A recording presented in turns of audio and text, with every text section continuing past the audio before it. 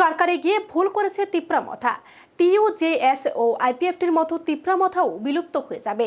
আজ সাংবাদিক সম্মেলনে তিপ্রামথার বিরুদ্ধে সুর চড়ালেন গণমুক্তি পরিষদের রাজ্য সভাপতি নরেশ জমাতিয়া। তিনি বলেন, তিপ্রামথা জনগণের সাথে বিশ্বাসঘাতকতা করেছে, কারণ জনগণ বিজেপি বিরোধী, আর সেই বিজেপি দলে গিয়ে যোগ দিয়েছে।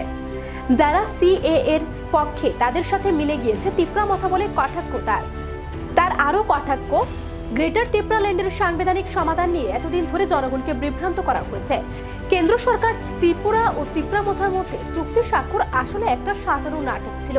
তাই তিনি জনগণের কাছে লোকসভা নির্বাচনে বিজেপিকে পরাস্ত করতে, একত্রে লড়াই করতে এগিয়ে আসার জন্য আবেদন জানিয়েছেন।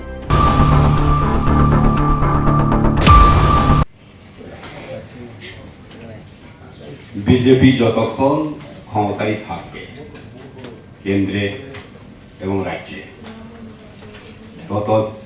যতদিন থাকবে ক্ষমতায় ততদিন এই দেশের গরিব মানুষ, বিশেষ করে আদিবাসী সম্প্রদায়ের অধিকার পাবার কোনো সুযোগ নাই। যে অধিকারগুলি ছিল সেগুলি এই সরকার প্রতিষ্ঠিত হবার পর, কেন্দ্রে বসার পর একের পর এক হরণ করা হয়েছে। কিরকম? প্রথমত বিজেপির যে ভাবনার বাস্তবায়নের জন্য প্রায় 100 বছর ধরে বিজেপি এবং তার যে প্রধান যে আদর্শ আরএসএস, তাদের যে প্রচেষ্টা ভারতবর্ষ হবে একটা নেশন স্টেট, জাতি রাষ্ট্র, যে কারণে রাষ্ট্রবাদী, হিন্দু এক জাতি এবং হিন্দু রাষ্ট্র হবে, এক দেশ এক জাতি এক নীতি এক ভাষা। সেখানে ভারতবর্ষ হলো বহুভাষী, বহু জাতি, বহু ধর্মের দেশ। শত পুষ্প প্রস্ফুটিত হোক একটা বাগানে, ইউনিটি ইন ডাইভার্সিটি, এটাই হলো আইডিয়া অফ ইন্ডিয়া বা ভারতবর্ষের জাতীয় মুক্তি আন্দোলনের এটাই হলো আইডিয়া, আকাঙ্ক্ষা। এবং সেভাবেই আজকে ভারতবর্ষের বিভিন্ন জাতি গোষ্ঠীর মানুষ একত্রে আমরা আছি। এবং এখানে আদিবাসীদের যে ভাবনা, আকাঙ্ক্ষা, এটা শুধু ত্রিপুরার আদিবাসী না, সারা ভারতবর্ষের আদিবাসী, শুধু সারা ভারতবর্ষ না, সারা পৃথিবীর আদিবাসী।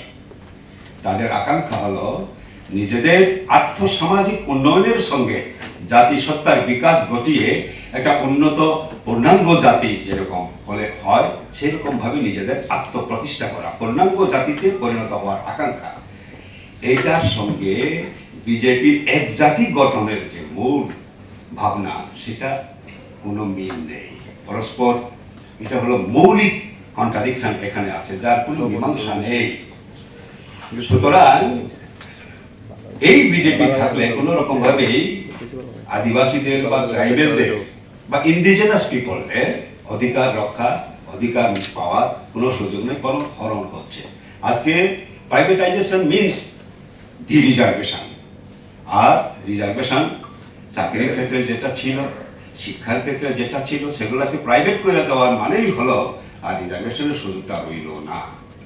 তার সঙ্গে ফরেস্ট রাইট অ্যাক্ট, সেগুলা আজকে সংশোধন করে, যেটা ইউপিএ সরকারের সময় হয়েছিল, ট্রাইবেলদের বনাঞ্চলে অধিকার পাওয়ার, ফরেস্ট পাট্টা পাওয়ার, সেটাকে বাতিল করে দেওয়া হলো, শিথিল করে দেওয়া হলো। এবং সিক্স শিডিউল, আজকে সিক্স শিডিউল ভারতবর্ষের আদিবাসীদের রক্ষার জন্য এটা খুবই কার্যকরী ব্যবস্থা।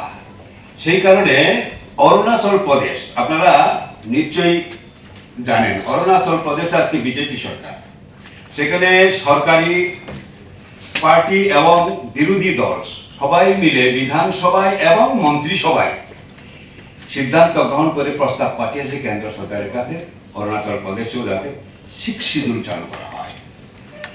এই কাশ্মীরে লাদাখকে যখন আলাদা করা হলো, তখন বিজেপি, ওইখানকার বিজেপি এবং সব দলমত নির্বিশেষে সবাই একত্রিত হয়ে ওইখানে ও দাবি উঠেছে লাদাখে যেন শিখ শিডিউল চালু করা হয় ত্রিপুরার মতো, কিন্তু বিজেপি বা কেন্দ্রীয় সরকার কর্ণপাত করেনি। এমনকি আজকে যেটা আমাদের লক্ষ্য রাখা, এখানে আমাদের রাজ্যে আমরা যতদূর জানি 14 লক্ষের মতন ট্রাইবেল বা আদিবাসী জনসংখ্যা।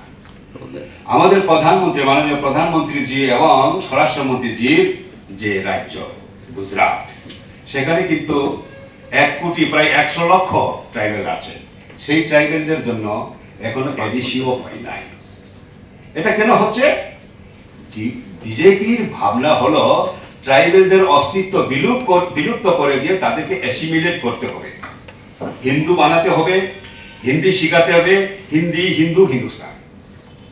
এই জায়গায় আমরা নিজেদের অস্তিত্ব রক্ষা করতে চাই, আর বিজেপি এই ছোট ছোট জাতিগোষ্ঠীর অস্তিত্বকে বিলুপ্ত করে দিয়ে অ্যাসিমিলেট করা, যাকে বলে হজম করে ফেলা, সেটা করতে চাইছে। ফলে বিজেপির ভাবনা এবং আদিবাসীদের ভাবনার মধ্যে সংঘাত, মৌলিক সংঘাত রয়েছে। সেটা কোনো মীমাংসা নাই। যতদিন বিজেপি থাকবে ততদিন এটা ট্রাইবেলদের স্বার্থ রক্ষা হবে না। যতদিন ট্রাইবেল স্বার্থ রক্ষা হবে, বিজেপির যে ভাবনা এটা ভারতবর্ষে কার্যকরী করা হবে না, সম্ভব হবে না।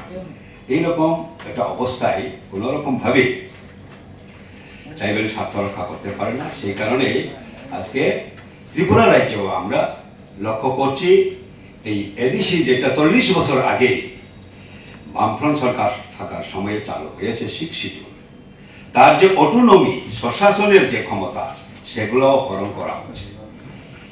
শিখ শিডিউল আইনে পরিষ্কার বলা আছে ট্রাইবেলদের কাস্টমারি ল করার অধিকার আছে শিখ শিডিউলের, এবং সেটা করেছে বামফ্রন্ট সরকারের সময় জমাতিয়া কাস্টমারি ল।